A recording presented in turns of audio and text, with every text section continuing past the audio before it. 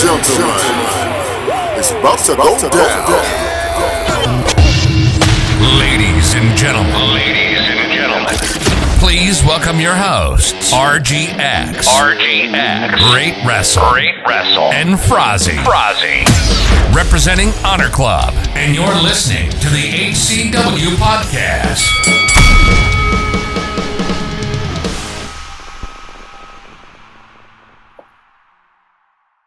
Hello everyone, welcome to episode 10 of the Honor Club podcast.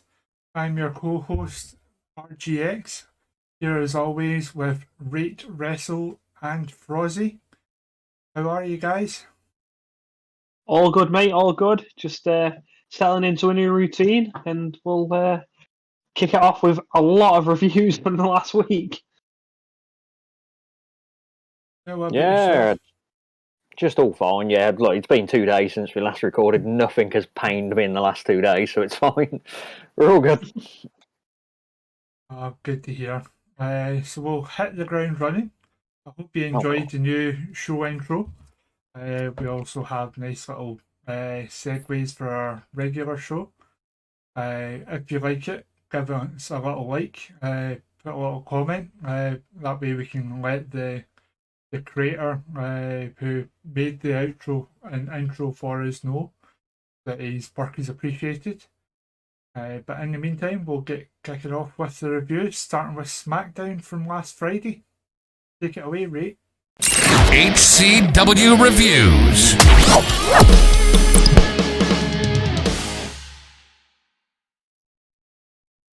Excellent. I just needed to remember that I watched WrestleMania Backlash before SmackDown, so I just remembered my notes orders. So I've got to go back afterwards. But yeah, so SmackDown, it started with the Charlotte segment. So Charlotte was basically blaming everyone except herself for losing the Beat the Clock challenge. She said Aaliyah tapped out, which she didn't, that I remember, at any point, or there wasn't even a hint of it, or it was just afterwards. It was Gulak's fault because he was on the timekeeper. And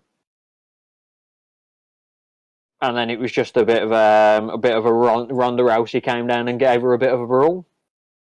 It kicked off SmackDown. It was just the usual pull apart brawl.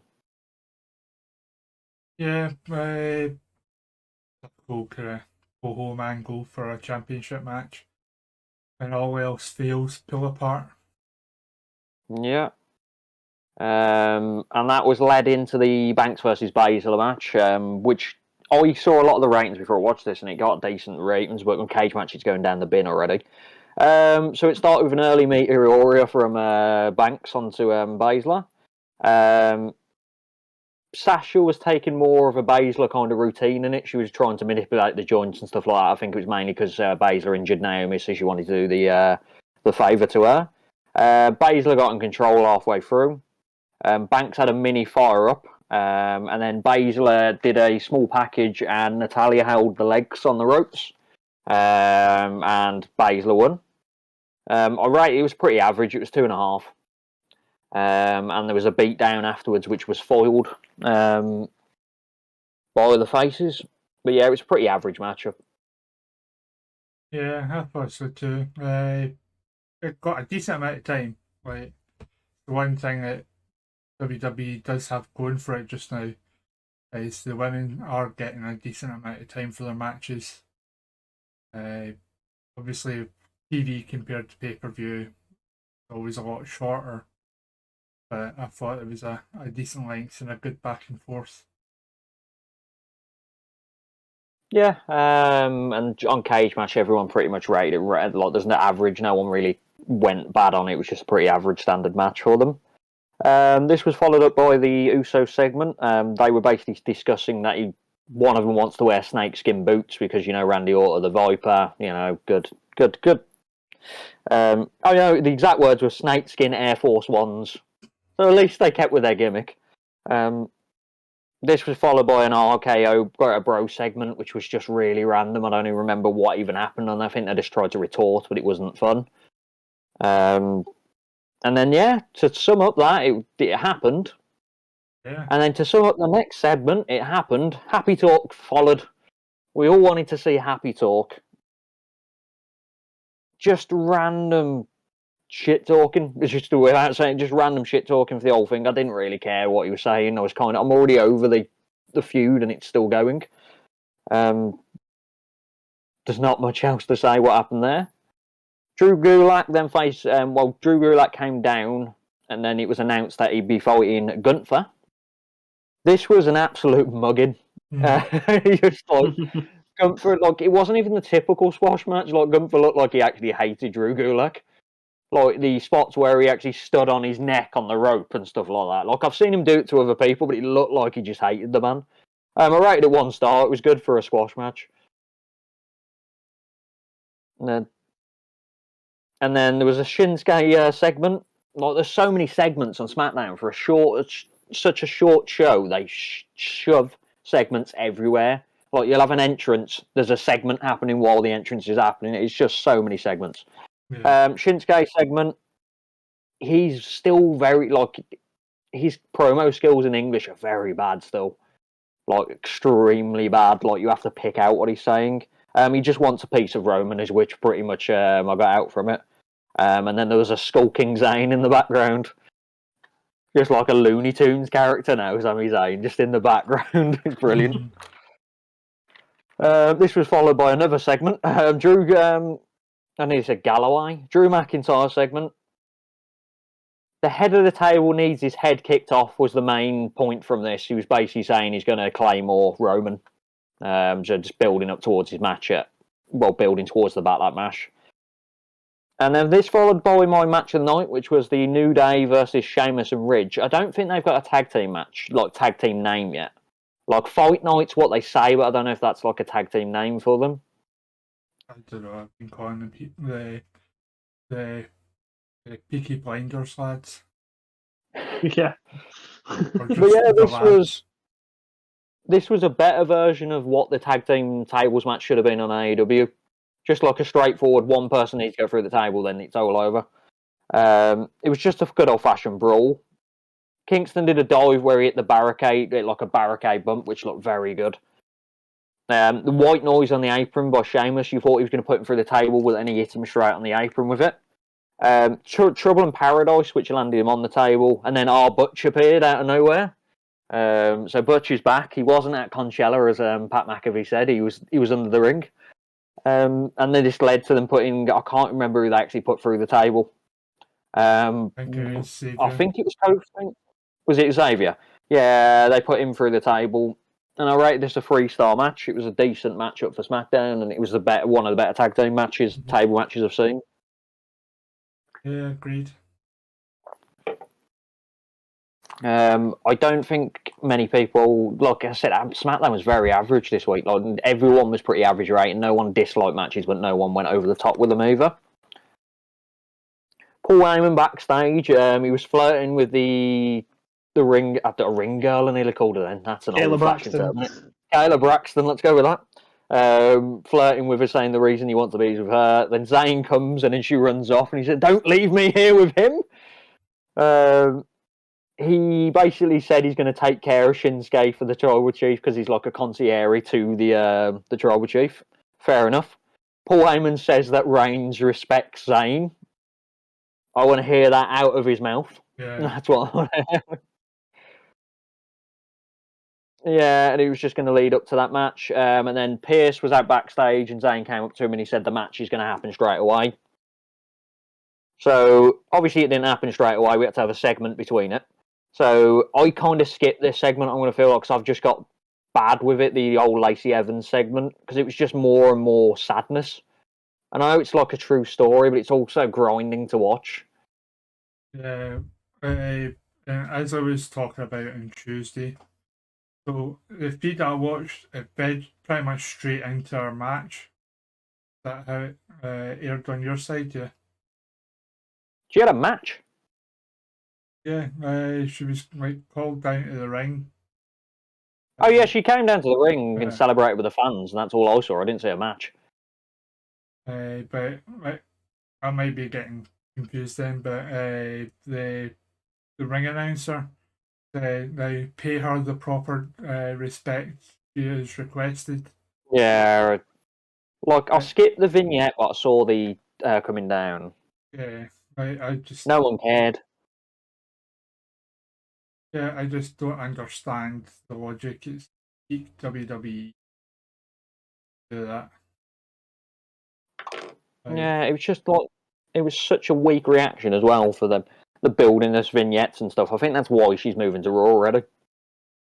It's like, 'Cause see if they brought her back as a face, like in front of the fans after the second one, it would worked so much better.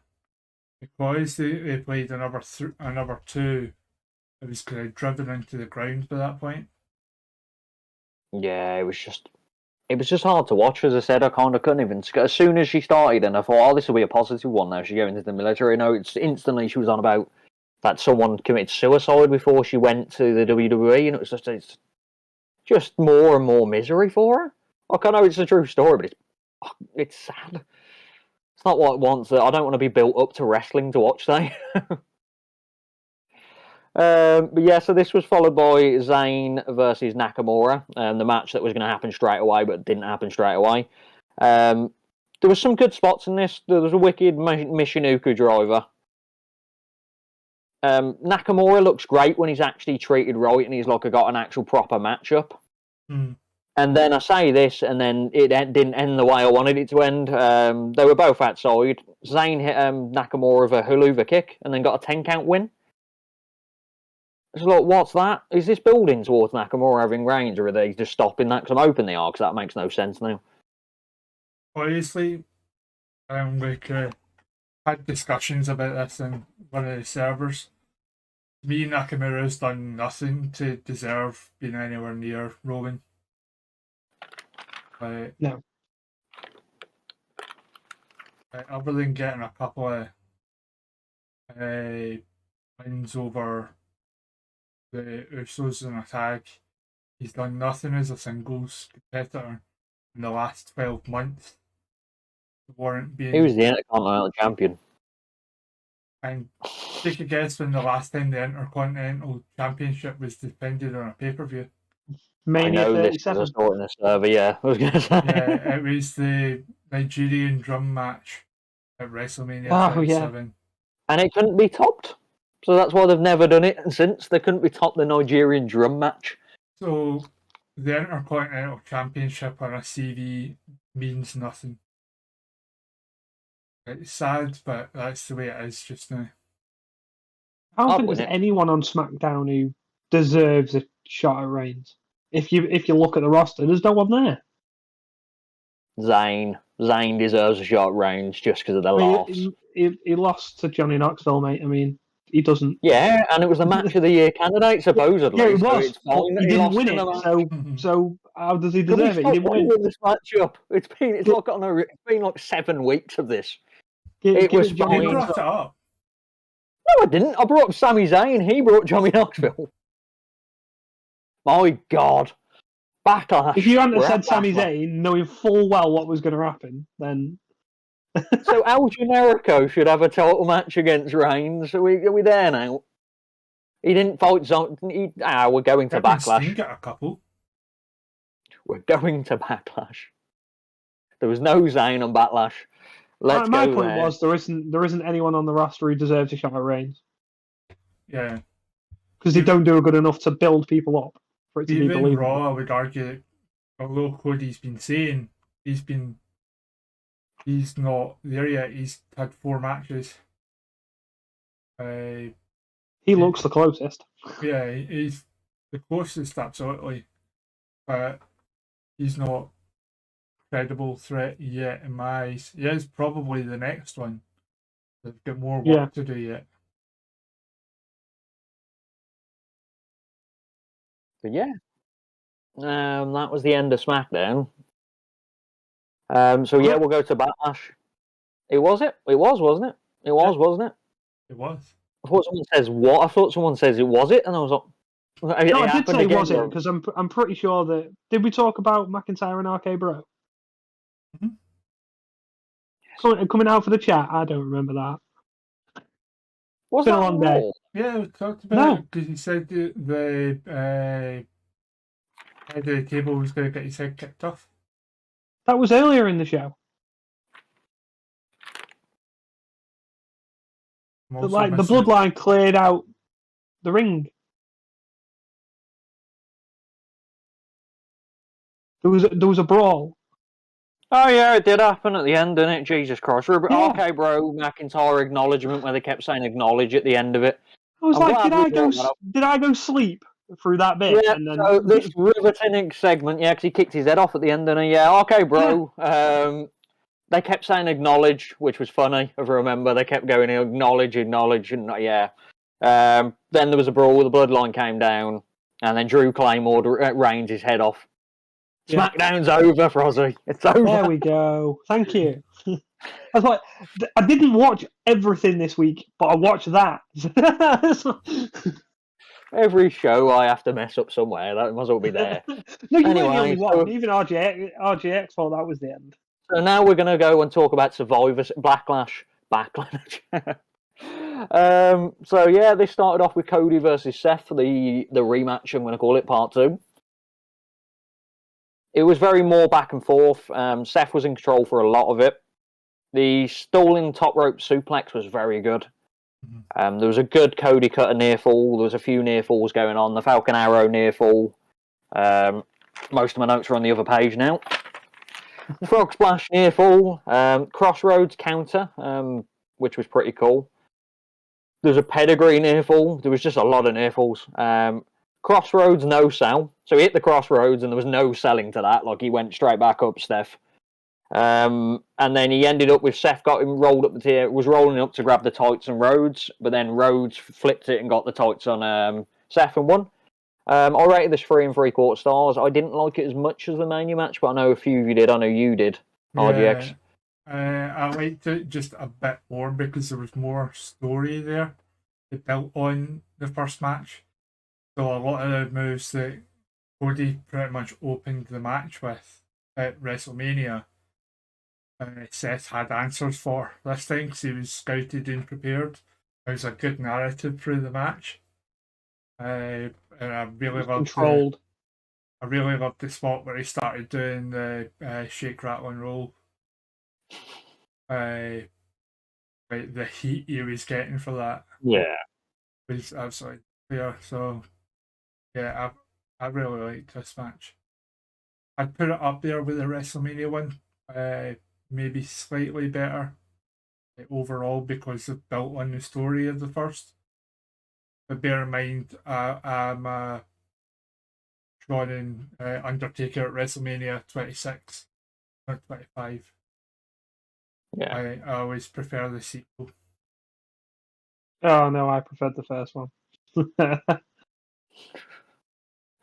There we go then. Split opinion. It's always good to have a split opinion. But yeah, like everyone in Cage Match rated it highly as well. It got like an 8.71 out of 10, which is very high for a Cage Match. This was followed by my match of the night, which was Omos versus Bobby Lashley. I was looking forward to this one because I always like the sequel. So, In fairness, this match It was was better, far yeah. superior. Like far it superior. was a lot better. Omos looks good when he, unless he has to move. Then he doesn't look good. That's what I realised. If he's doing like moves where he's just like standing and hitting, he's fine. But as soon as he starts moving, then it all comes to fruition. So if he just does his best statue impression, he's fine. 5 stars. Yeah. No, if he hits if he actually hits moves, it's fine. But when he starts moving around, it's so I think like it's this. It's unbelievable. I think it's a balance issue just because of his size. Yeah, Yeah. and it just looks awkward. I don't really write much about this match. He broke the Hurt Lock. They didn't make much of him breaking the Hurt Lock, which I was surprised by. Because I can't remember. There's not been many people that broke the Hurt Lock. I think Drew did, but there's not been like many people, and they just skip past it. Like it was just a normal occurrence. And then MVP tripped or he hit Bobby Lashley with a cane, and then the match was over. Yeah. 2 1/4 I put that as. It was better than the original match, and it wasn't like it was just below average for a match, but like it wasn't a bad matchup. It's by far almost his best match since he debuted. By far. A singles match, if you're going tag match, you had some matches with AJ Styles where he didn't really need to do much. Yeah, meaning like his performance in a match. Yeah. William the Alien rated it a zero. We're going with that. He rated it a 0. I would argue this match is worse than their match at WrestleMania. You're wrong. And I'm still not over the fact they had MVP turn on Omos. I don't know why you watched, but Yeah, I'm just going to skip past that. That's a wrong comment everywhere. And then this was followed up by, I nearly went to Ronda's match. There was an AJ Styles versus Edge match in the middle there. So this was this was pretty good as well. AJ was in control for the start of it, so he was kind of like the anger of it. There was a really good moonsault spot with AJ where it wasn't just like Edge is waiting outside forever. Like it was hit straight away, and it kind of makes the coincidental part of it done. Edge was working on AJ Styles' arm for a lot of it. AJ got him in the calf crusher.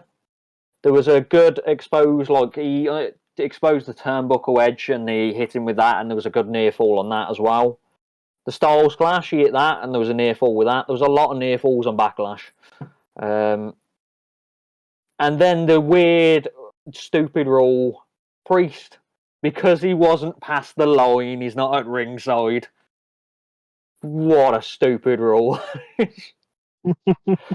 Oh, God.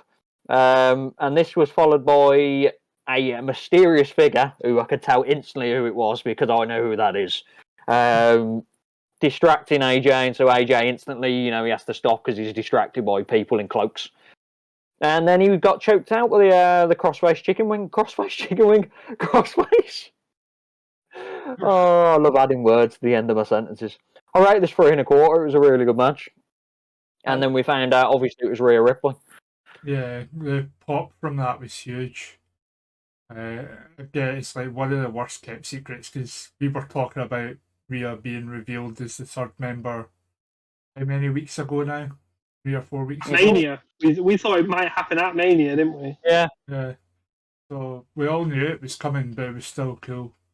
But what I really liked about the match itself is see when someone has an injured body part in kayfabe, like they do the thing where they hold it and then they do their move randomly and then they're like hurting, holding the sore bit again. Yeah. AJ throughout wasn't doing that. He was altering his moveset to take less pressure off that arm. Yeah. That's the reason why he was on the top turnbuckle to begin with, because he didn't have the strength to springboard himself. So he climbed up onto the top turnbuckle. So it's like those kind of little story beats to that I really, really liked. Like the polar opposite of Seth, who's like, oh, I've got a sore knee, let me just run and dive on you. Oh, my knee's sore again. To be fair, we'll discuss in the next match a few stuff like that happened. But yeah, the Rhea Ripley and the reveal as well. It's Rhea Ripley figure-wise. It's very hard to mistake who that is. When you like the machine, you knew instantly it was Rhea Ripley. But yeah, it'll be good. She's a good asset to the Judgment Day, as they're called. But yeah, this was followed up by Ronda Rousey versus Charlotte. Charlotte has the ability to summon kendo sticks. Doesn't matter where she is, they appear. Just out of nowhere. But then there was dual kendo sticks as well. And Rousey just started going ham when she got the kendo sticks, like proper, like full-on swinging them, which was pretty good. There was a camera yeet as well. The camera went miles when he yeet. There was a good barricade bomb, so it was like this was a decent match. Like I'm saying, this was a very good match for what I didn't think it was going to be. Yeah. There was an armbar on the turnbuckle, which was very good, which should have injured Charlotte's arm, but Charlotte decided that didn't hurt, so she completely no-sold that suddenly, and then hit the can't remember she hits a finisher where she's like the flip on natural selection. Natural selection, yeah. She hit that on the chair. For some reason I've written here, I don't know what I've written here. F your table. I don't know what I written here. The fans were chanting all the way through. Oh, really yeah, through the whole... We want tables. Yeah, and I think it was annoying me, I went, F your tables. And then, it ended with Happy Mother's Day armbar. And, 3.5. I rated that. It was a very good matchup. It was an excellent matchup. I think that's possibly Ronda's best match she's had in the WWE. Not if you ask Ric Flair, but okay. No, it was, I liked it. Like the only one I can think of probably match it as a debut. That's the only one I can think of straight away. Like The mixed tag. Yeah, because that was out of the world, like surprising. I think it was just the surprising of how good she was, or anything. Whereas this match, we know she's good, so it's kind of fine. This was followed by my second match of the night, which was Madcap Moss versus Happy Corbin, which I'm glad's continuing. Just so we know. Corbin hit a really good chokeslam. I was really surprised by it. It was very good chokeslam. But then it was only like the match lasted 9 minutes, and I think it was like 2 minutes in. I already felt like it went too long. It just felt like it was dragging. You're skipping over the fact he added a senton to his wrestling repertoire. A new maneuver after doing this weird kind of flip you over. Literally just grabs Madcap by the head and neck. He was bent over, lifted his legs up and went, and then sent on them. It was literally just... it's the sound effects you give it, that. Yeah. And then over here, Maccabee's the best commentator. Like he was the only thing that was interesting me in this. And then there was a deep six near finish, near fall, and then he finished with a sunset flip, just out of nowhere, and it was over. Like, I didn't hate this match. Like, I rated it 2.5. I liked it a bit more than the Omos match, but it was still average, and it just wasn't needed. Like, a pay-per-view caliber Smackdown match, that should just been main event of Smackdown this week or something.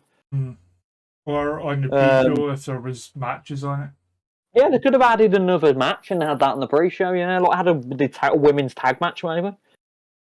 Or like something of a least reference. Or a mid-card This title. was right. Yeah, they had an Intercontinental Championship somewhere. They could have put that on. They haven't.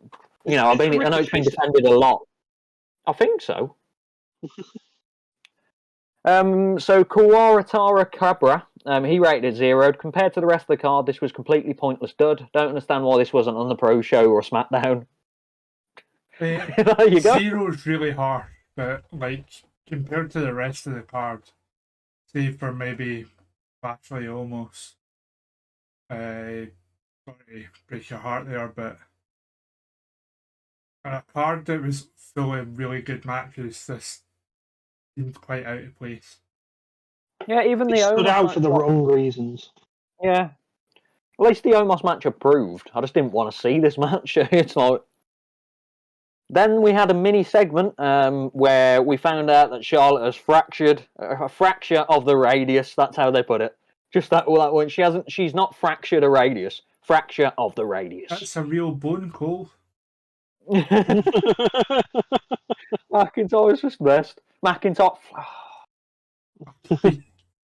I need to stop drinking during these. That's what I think it is. We need to have a meet-up with an intervention. That's what needs to happen. We'll dedicate a whole episode to an intervention of you. Just get random people on that. This is your life. Here comes the Midnight Rider.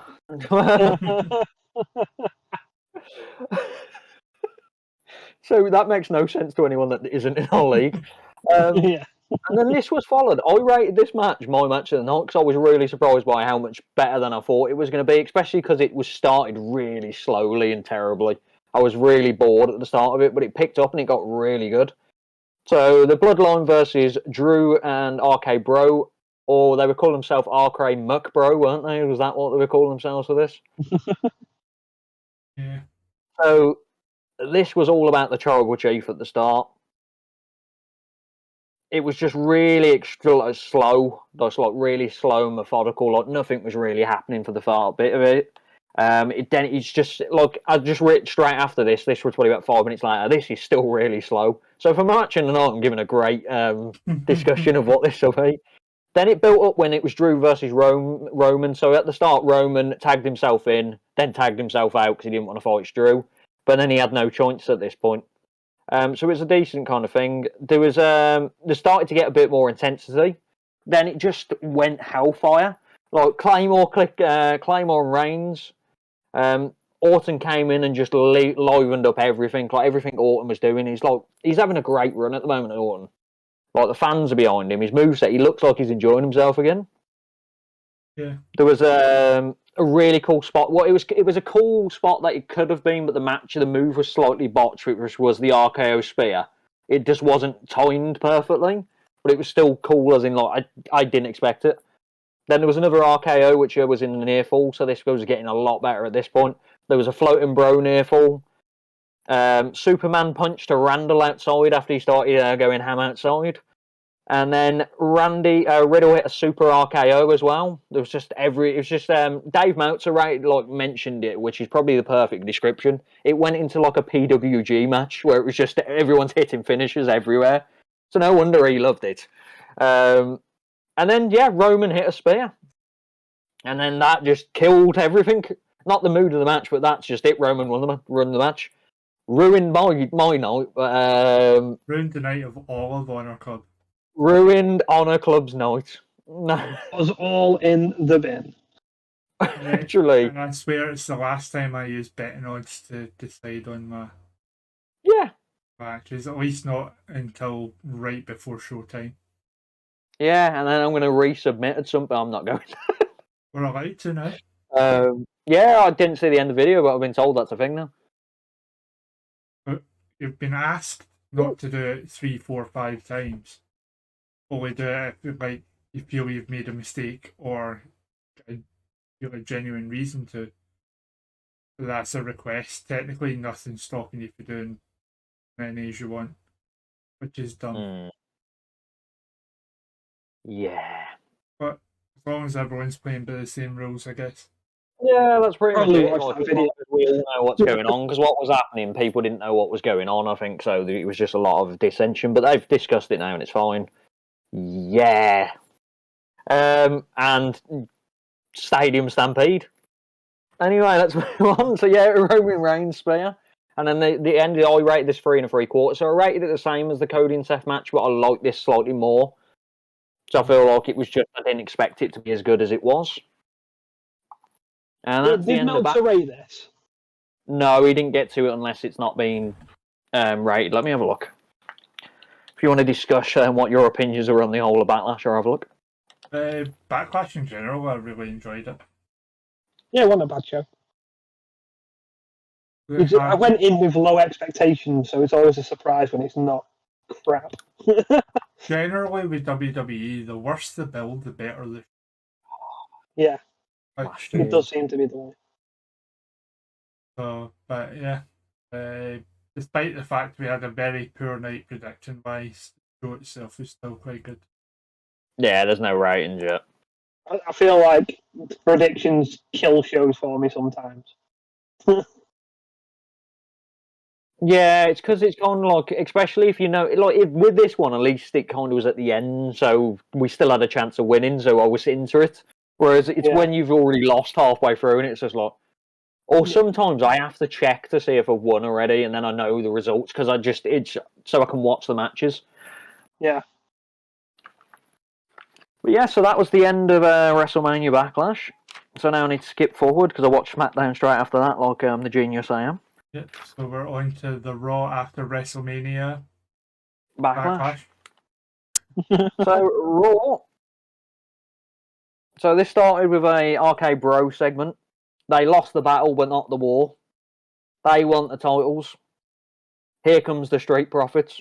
I'm reading it like this. They're talking trash. Here comes the RK Bro versus the Street Profits match, which we haven't seen yet. And it was a title match, so fair enough. Okay. Yeah, but it was a fine matchup. It was just, I've seen this matchup so many times. It was more back and forth than I expected. The forward spot was actually good this time because it wasn't the usual forward spot, like it wasn't going over the thing. And it's in a big match, so I don't mind it being in a big match. I just don't like when he's doing it in random matches where he's doing the suicide dive over the top. Riddle hit Orton accidentally outside. There was a frog splash near fall from the Street Profits, so you thought they may have actually got it. Yeah. And then Riddle, as soon as Ford went up on the rope, I knew Riddle was hitting that RKO. It's like in any Randy Orton match, if someone's on the top rope and they're about to hit the finisher, you know that RKO's coming. But yeah, it was fine. I rated just above average at 2 3/4. Like, it was a good matchup. It's just the same tag team matches over and over and over again. Yeah, if it existed in a bubble, if this match hadn't happened before, then we would have probably gone with a higher rating. But because it was essentially more of the same, with the exception of a decent near fall, it was somewhat believable. Yeah. It was just fine. Like, I think it's the highest rated match in Cage match that week. No, there's one match that's higher than that, which we'll go through. There was a Theory segment which felt like a proper old school Raw vibe, where it was on the entrance facing, so you could see the crowd in the background, which I think were really cool. So I'm hoping they do more of that. It was just a standard Theory cocky promo. Just like there was nothing like special about it, but it was just him getting himself over to the cocky heel. So I wrote next was the Edge segment, but I changed it to the Judgment Day segment. So they are basically saying they're not sheep. Then Edge started doing his childish teenage insults again, which I'm over already. Andy stole my haircut. Yeah. Yeah. And then it was like he was going like Ripley said, decided like Priest said some words which I can't remember what he actually said. And then Ripley spoke and she said it was the easiest decision, which fair enough. The run she's been on recently, this was an easy decision to go with Edge. Like, and then they said the worst thing I've ever heard, the worst name I've ever heard in my life, the Saints of Fate. The Saints of Fate. I thought that was just going to be a one-time thing. It will never be mentioned again. But no. Sure, that's a Slipknot lyric. That's where it gets it from. I'm pretty sure it's better than the Spirit Squad. Saints of Slipknot comics. I've written in here and it's just coming up with Slipknot comics and ladies Slipknot, so I don't know what that is. So I'm just going to move away from that. Obviously, your search results are tailored to what you normally search. It's not, because this is my work computer, so let's not say that. I'm not doing it. So yeah, and then this was followed by Ripley versus Morgan, which it was really slow and dull at the start. The Liv Fire was pretty good in it, but then Liv tapped out. That's my review of the match. I rated 2 1/4, so it picked up at the end, but it was still like just getting Ripley over, and I think it's already ending what's happening with her. Then she put the submission back on, which led to Finn Balor and AJ Styles to come out. I don't know if we want to discuss the rating on this, because I'm literally segueing into the next match because it happened so quickly. Well, we can segue in, but we need to also mention the fact that Rhea is essentially going to be their China. Because the spots she did were brilliant, like the what are you going to do? Hit me? Like not in a, oh, I'm the girl, you can't hit me. It was like, no, I dare you. It was like it was the, oh man, shouldn't have hit a woman, like playing on that, but it was also, it's a woman that'll probably F you up if you tried. So I really like how they did that, and I hope they do treat her like the China of the Judgment Day. I think that'll be really cool. Makes sense, because she's bigger than half the roster, like stature-wise. Like you put her against people, she can wrestle. Yeah. And she has the Australian accent, which on an American, you can pick it out as well, so it kind of adds edge to her as well. Edge. You see what I did there? Let's move on. Balor versus Priest. With the Too Sweet on the apron, the ramp by Styles before we came down. This was just like really slow and methodical matchup. This basically followed the Ripley side. It was very slow and methodical, but Balor fired up. Then Ripley was in the way of a spot as well, which was pretty cool. Like she stood in the way, which kind of stopped Balor hitting a move. Then out of nowhere, like it was literally out of nowhere, Edge hit a spear on flipping Balor out of nowhere. I just didn't expect it. I looked up and Edge was just morphed. It was really... I rated this one a 2.25 as well. It was the same as the other match. Was it not their total elimination here? Was it? I might have missed it completely. I'm sure Damien did the sweep all I as heard well. was a spear. I'm Yeah, sure, all I heard was the commentator going, Edge hit the spear, yeah. I'm sure Damien did his sweep, so it was I don't know if they've named it, but I've been calling it That'll be pretty cool if it total is, elimination spear. That's what I've been calling it. And then this followed by a Judgment Day beatdown, just beating the living hell out of everyone. This was followed by a segment with Gable and friends. So Gable's friends basically going to make sure the D&D go into a DNA lab now. So I don't know how they're going to mess that up. And Kevin Owens has introduced that his older brother's going to come and sort it all out. Ken Owens. So I was looking forward to that later. I love this. This was followed by the MVP Lounge. This feud is forever. That's what I wrote here.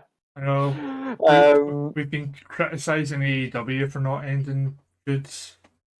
Like WWE have been bad for it lately as well. Yeah, especially this feud as well. Look, it's feuds that you don't want to see, like Corbin's feud and Omos's feud. It's not like Rhodes versus Seth Rollins. I'm happy to continue, you know. Alexander came down and was smoozing up MVP. And then Lashley came down and Lashley smash. That's all I read. Yeah, that was the whole of that. And then this was followed by another segment, which was Sonya basically saying she doesn't care who she's facing tonight. When she got down to the ring, Sonya, Pierce came down and basically said the whole looking into her misconduct as the boss has been looked into properly, and they've came to the decision, so she's fired as a member of management. And then she faced Alexa Bliss. Twisted Bliss. That was the end of the match. I rated this a 0. Literally, it just ended. Yeah. Look, yeah. But it is good that other than carrying the doll, Alexa's back in her old gimmick, she's got rid of that awful music. Like, yeah. Still got the doll. Yeah. Like, the doll, as much as I hate it, at least not all the supernatural spooky stuff is gone. For now. Hopefully for good. But yeah, so I rate this a big fat 0 because it was just one move. Like, there's no way I can even get it a quarter. Like, she just knocked her down, Twisted Bliss. So this was followed by Ezekiel and Ken Owens' segment. Ken Owens... It's just mental what's going on, and it's just so silly. It's so good at the same time. Like, he's still stating no one believes that it's Ezekiel, and Ezekiel was playing it like Ken Owens actually existed, and it was just like... Hey Ken, please meet you. And then Owens was that annoyed, he pulled his wig off. It was the actual look of shock from Ezekiel himself. It's like, oh god, I wasn't expecting that. And then Ezekiel got a beatdown. Elias didn't come out to save him, so I'm very surprised. And then this was followed by another segment. Just so many segments. So it was backstage. I was trying to figure out what this is. It was Becky, Oscar, and Pierce backstage. I love this part, what Becky said, like the whole situation of this makes no sense. So Oscar's got a chance to fight the champion, and if she wins, she'll get a chance to actually fight for the belt. Becky, so to beat the champ, you got to beat the champ. Yeah, to get a chance to beat the champ, you've got to beat the champ. It's like, what? Now you've put it like that, you've ruined everything for me, Becky. Well, the whole championship contenders idea is absolutely flawed to hell anyway. As far as I'm concerned, the only time champions should lose is when they're losing the title. Yeah, they should be built highly until that point. And they should lose in like a tag match. And then it kind of gives you the kind of aura we could still lose. Then it was just a weird thing where Oscar just went into a mad promo where she just kept calling her a baby and saying you're acting like a baby. And it was just mad. So this was followed by Veer versus Frank Loman. We all know Frank Loman from many matches. Big Frank. Good guy. I'll let you know. I'm going to Wardlow's find big Frank brother. Loman's highest rated match. So he's had Wardlow's big brother. This is the sibling show. So, I saw on Twitter someone called him Ward High. He's had one match rated on Cage Match that's actually been rated enough to get a voting. So it's 6.43, and it's Bobby Orlando and Bryce Donovan versus Rex Lawless, who is him, and Willow Nightingale randomly. But yeah, so there's your news on Rex Lawless. Thanks. This match, half a star. I tried to drag that segment out. I mean, it wasn't much better than the Alexa Bliss match, and you give that a 0, mate. No, there was a few That guy moves. had At least he hit triplet. a clothesline. The guy hit some moves. Rex Lomas actually did some stuff. Like, he Guy hit had some moves. triplets And at tied up. home. Yeah. And he had a promo. Alexa Bliss came down, pushed her over, and hit the Twisted Bliss. That was it. You know, All I needed. thanks for coming. Yeah, whereas this match, he had like Flex Loman. I know you said then. You're firing me up. Loman actually hit some offense. Don't question the ratings. Fucking Johnny Knoxville. Cody segment. So this was a cool segment at the back. He's basically saying that the Seth chapter is over. Hmm. Oh, is it? So we had Cody versus Fury, which it was always going to be a decent matchup because it's just Cody's like in a bit of form and Fury's always having good matches. He did a Stardust mock straight away, which was pretty cool. Like, Fury's on the ultimate cocky heel at the moment. He controlled a lot of the matches as well. Like, Rhodes is going proper babyface where he can't control a match. He has to get beaten down to then come back. There was a proper Cody fire up. Cody hit a moonsault, which was on a near finish, which was a weird looking moonsault. He hit it, but it just looked off at the same time. Mm. I don't know what they call this move. I put it as like a fisherman buster on the knee, which was like a near fall from Fury. And then out of nowhere, Seth Rollins, the feud had ended, but Rollins doesn't think so, and he attacks Cody. So that obviously ended in a DQ, so Fury is still champ. And then Rollins hit the curb stomp on the table on Rhodes. So we're going to be seeing more of that, which I'm looking forward to. They've got to let Rollins win now. They need something to go in the cell, and I think it'll be 3 in a row. Yeah, I think Cody will just crush him. Yeah. Depends on what I need to book. Depends on who I'm facing and if it's going to annoy me. Anyway, so yeah, I rate that 2 3/4. It was good for what it was, but they didn't get enough time due to obviously the finish. Like, it was building up to be a good match, but the finish was more important than the match, really. Then we had Banks and Naomi versus Doudrop and Nikki, which they're kind of building towards a Nikki kind of change of character, I feel like. I honestly thought Doudrop won with that bonsai. The kick out was so late. I honestly thought she squashed, like not squashed as in, they did a squash match. I genuinely thought it was happening. There was a terrible double team move with Sasha and Naomi on the ring apron where they tried to do eat defeat both of them at the same time, but they both slipped off. Yeah. And then Nikki just lost. Is she saying she's got this and then she lost? So I rated that 1 3/4. But it's building towards a good tag team. I feel like they're going to build towards actually Nikki Cross coming back to being Nikki Cross. Yeah, I thought Doudrop was going to rip the mask off her there. Must be saving that for next week. That would have been good. And this was followed by Ciampa versus Ali with Ref being The Miz. The Miz, actually, if you didn't know that was a Miz, he looks like a referee. Right, obviously, he just has the haircut and everything. The way I watch Raw is basically like split into segments. I look up the order it's meant to be and just watch them in that order. And genuinely, because it kicked in after the entrances, I had no idea that was a Miz until like the first slow count. I spent like. Yeah, like, he genuinely looks like a Miz. He looks like a genuine ref. It's the hair and everything. He just looks like a ref. So obviously it was the typical heel ref. So everything's a slow count. Like he was beating the crap out of him in the corner, Ciampa, and like the 10 count was the slowest thing of it. Well, 5 count was the slowest thing I've ever seen in my life.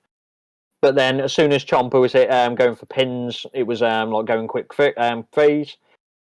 Ali hit a good super click and like a corner, a good tornado DDT, which got like a slow count. And then a Ciampa went in control and it's got an instant quick count. I rated 2 2.25, so it was just the build around the shenanigans more than the actual match. There was some more lacy stuff. Just, I think they've brought that promo onto Raw. And now we're going to see Omos versus Lashley in a cage. That's happening. And then this was followed by Oscar versus Belair. It was all about Becky Lynch being on commentary. Like, I didn't really pay attention to much of the match because there was 5 minutes left of the show. You knew it wasn't going to end well. Lynch on commentary and then just another DQ to end the show. I rated it 1.5 because Lynch attacked got Oscar and ran off. And that was the end of Raw. Like, it wasn't a bad Raw. It was decent. Yeah, none of the shows were bad this week. Like, SmackDown was better than normal. Like, it wasn't bad. So, The worst thing about Raw is that it's 3 hours. Yeah, and like 2 hours of that is entrances and segments. So, for an example of something that aged like milk, after Backlash finish, Sean Ross Sapp tweeted out, not a single match in that card ended by DQ, and I'm sure it's not an accident. Long may it continue. And then on Raw, 3 out of the 6 matches ended by DQ, including 3 in a row. Shut up, Sean Ross. That's what you got Sean Vince McMahon saying. It had been 24 hours and his tweet aged like milk. Shut up, pal. That's pretty much the whole of it. So yeah, we'll round off the reviews with a good old Dynamite, which was on last night. And Dynamite said the week's Dynamite was pretty good. Yeah, the masturbatory Bret Hart match. Yeah, he was down for it. Adam Cole versus Dax Harwood. Cole was being the slimy heel for out of it. There's a few small package near falls which were pretty cool in it. Cole hit Dax with the post, like threw him into the post and hit him with the steps. The referees are pants in AEW. That's one thing I'm going to go through. Cole and Dax were fighting outside for about a minute. I looked up and then Bryce had just counted 2. And Cole was that confused. He rolled in the ring and rolled out because he was trying to break the count, and then he realised it was a 2 count he was breaking it on. Like, so slow. Slingshot powerbomb in the Dax to I know you said Dax to Cash. Dax to Cole. Then Cole went full HBK. He was literally tuning up the band. Then there was a super quick, which Cole then did the cocky cover, which Dax rolled into the crucifix pin. That was a near fall. There was a pole driver near fall as well on Dax. There was a 10 count near. I wrote 10 count near fall, so you know he's beating him outside. And then Dax, I actually thought he was going to lose by. This was the first time where he legitimately, I thought he wasn't going to get in the ring on time because he collapsed down. But then he got back in.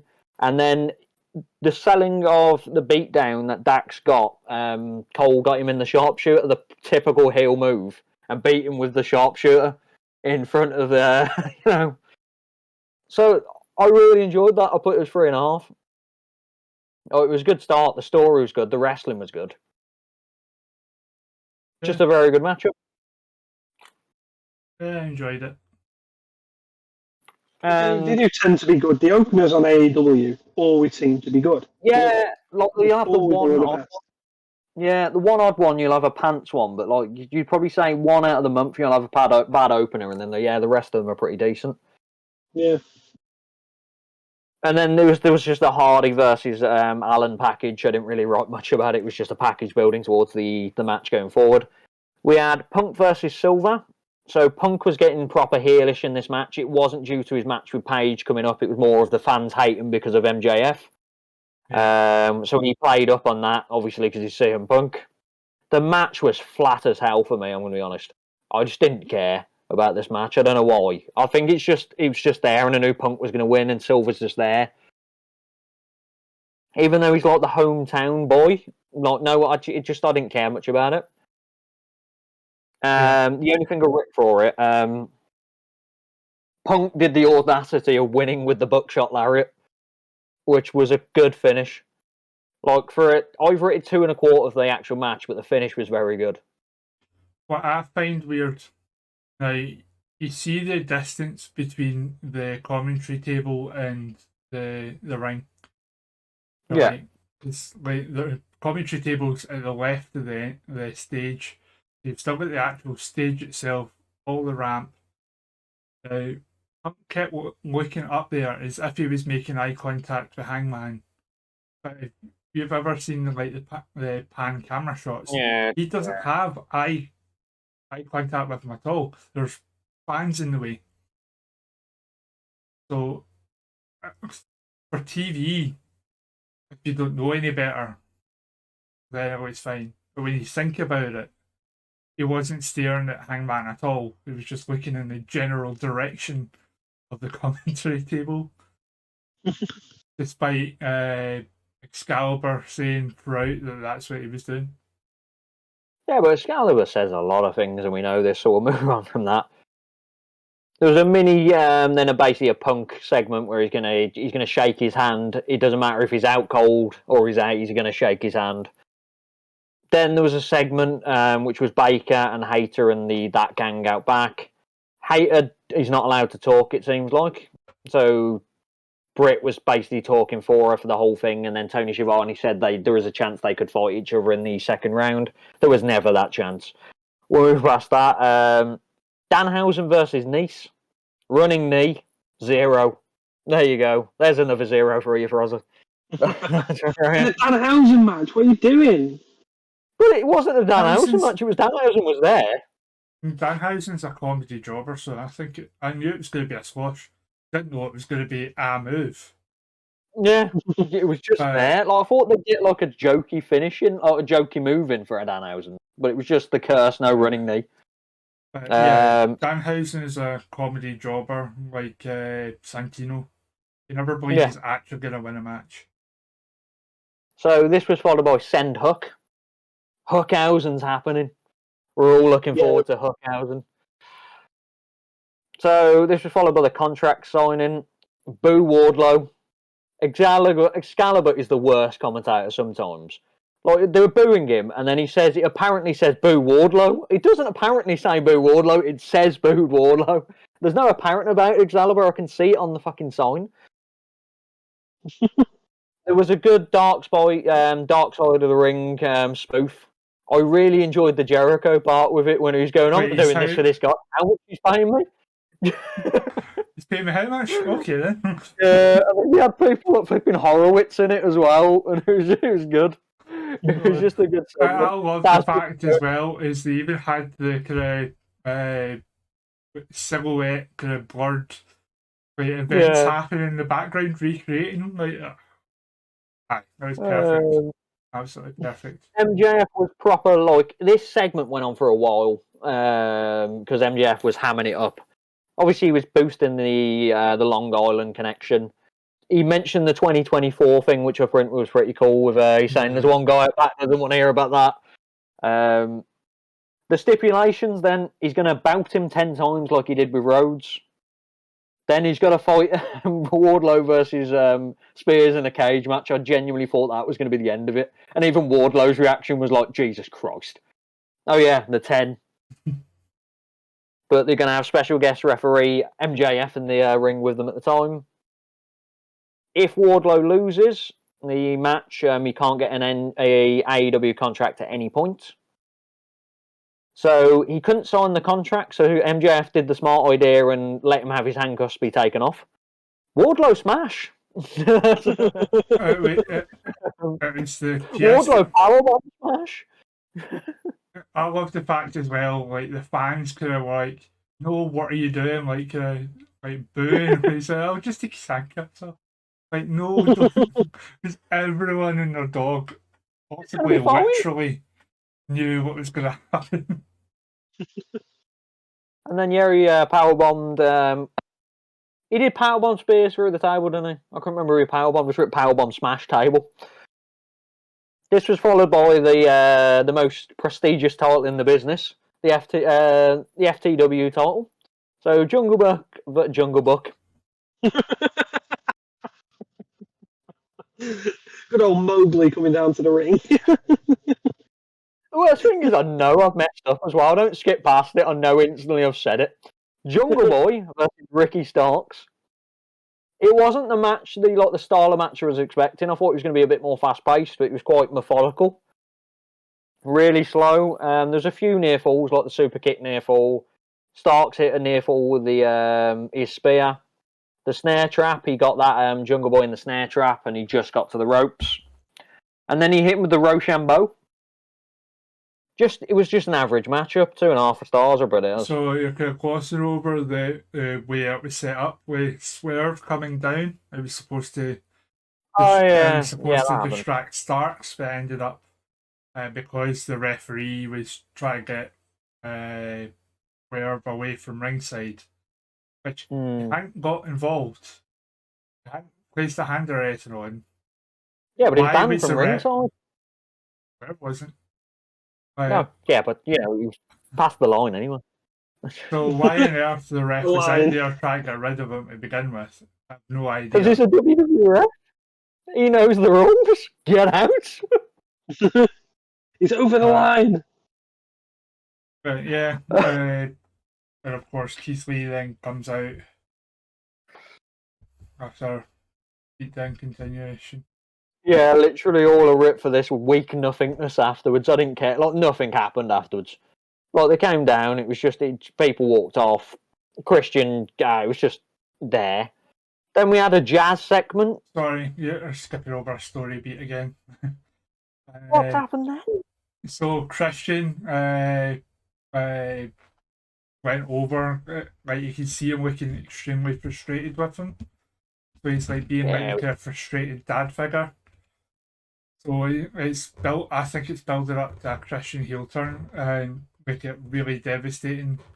His Jungle Boy is starting to view Christian as a father figure. His dad died relatively recently, so it's going to be really heartbreaking when Christian turns on him.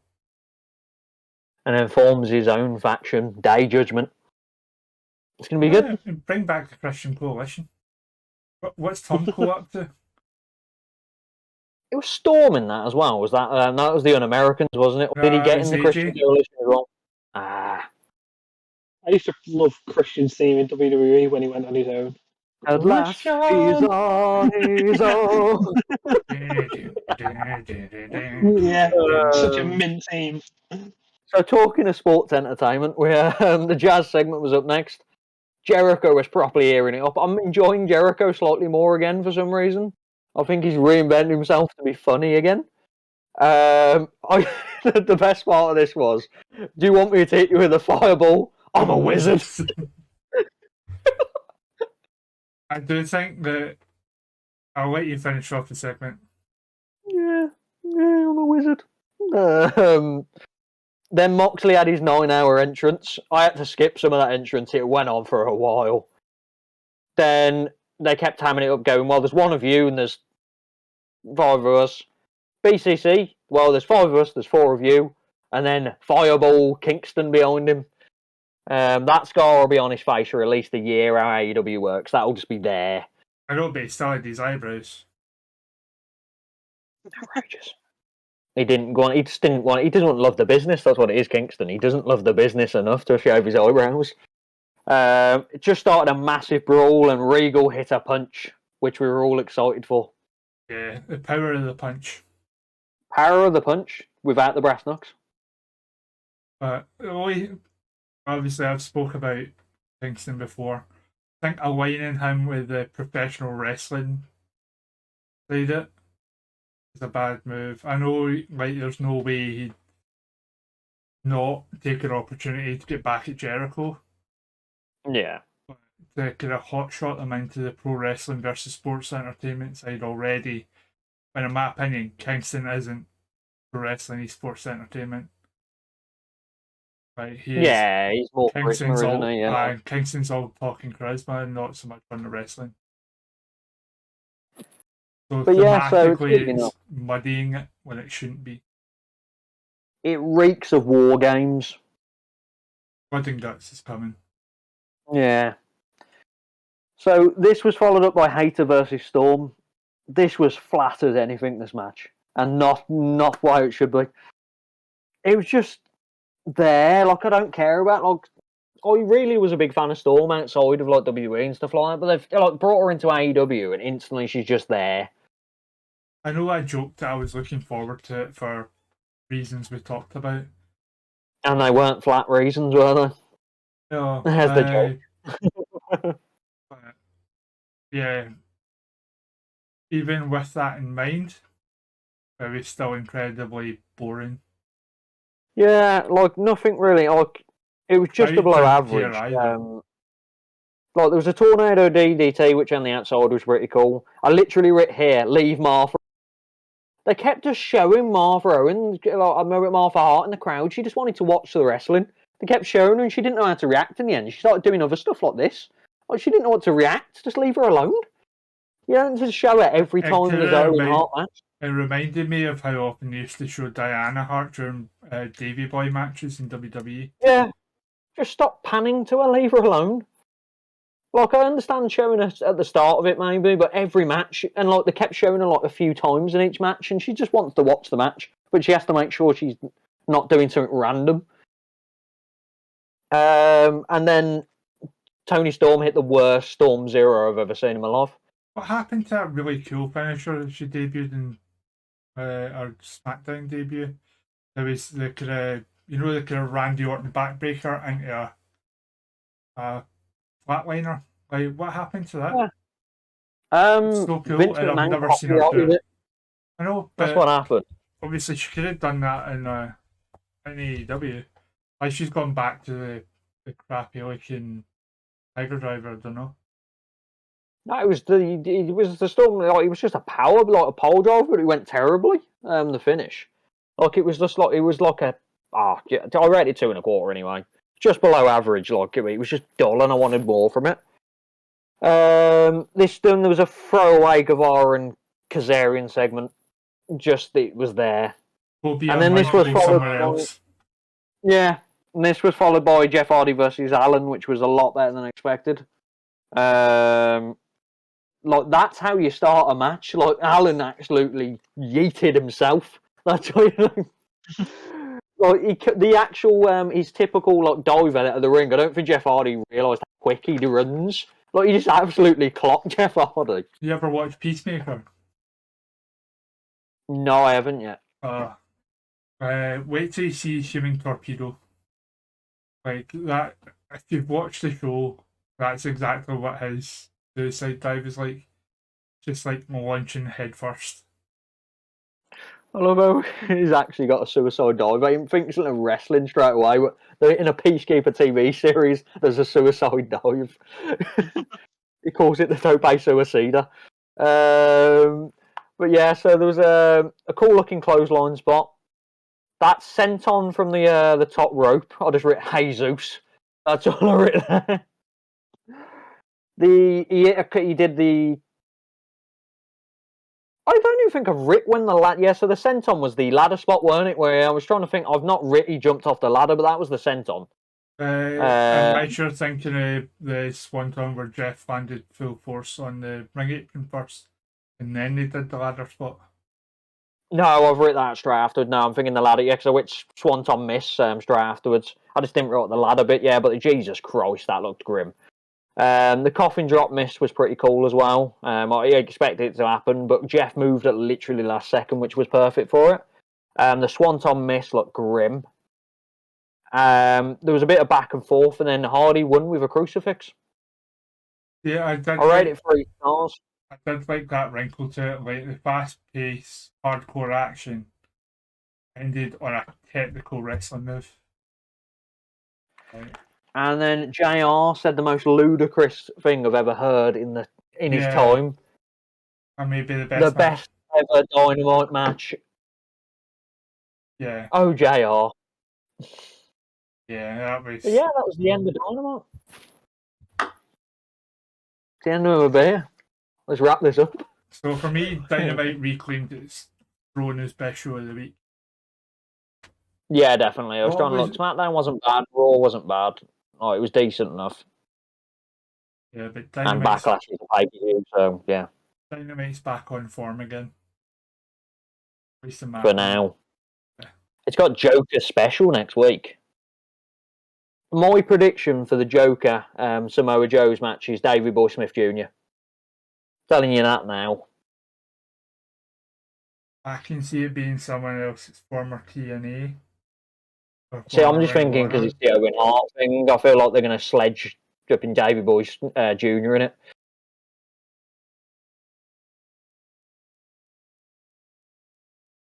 I don't know. Right, everyone's saying Cesaro, but he's too busy making coffee. To what here? I'm forgetting how to spell his own name now. He's at CSRO. He was playing it. Yeah. Oh, sorry, Ideo CSRO. And then I couldn't tell you who's going to be the woman one. Mia. There's no like prize. Mia Yim could be. She's signed for Impact now, though. Goes Diora Perozo. Yeah, but I can't see her just being brought over to lose. Well, I can actually because it's AEW and Impact. So yeah. The only one So it from could be Japan a who Athena. over. It could be Athena. Yeah, it could be. Yeah. So if that both happens, we said it here first. That's all. I just want a HCW short on the YouTube of just this 10-second of me going Athena and Davis Boy Smith. Fair enough. We'll hold it to that. Yes. And even if I get it wrong, you're probably going to do it anyway. So that is our show, everybody. Thank you very much again for watching / listening. Our full social links and everything are down in the bio. But you can follow us on Twitter at honor_club. That's honor with a U because we are British. I'm proud. And also make sure to give this video a like, subscribe, share it out, and give us a comment. Let us know what you think of the new show opening. But myself, Ray, and Frosty, we will see you all next time. Thanks very much for watching and listening. Take care. Fairview.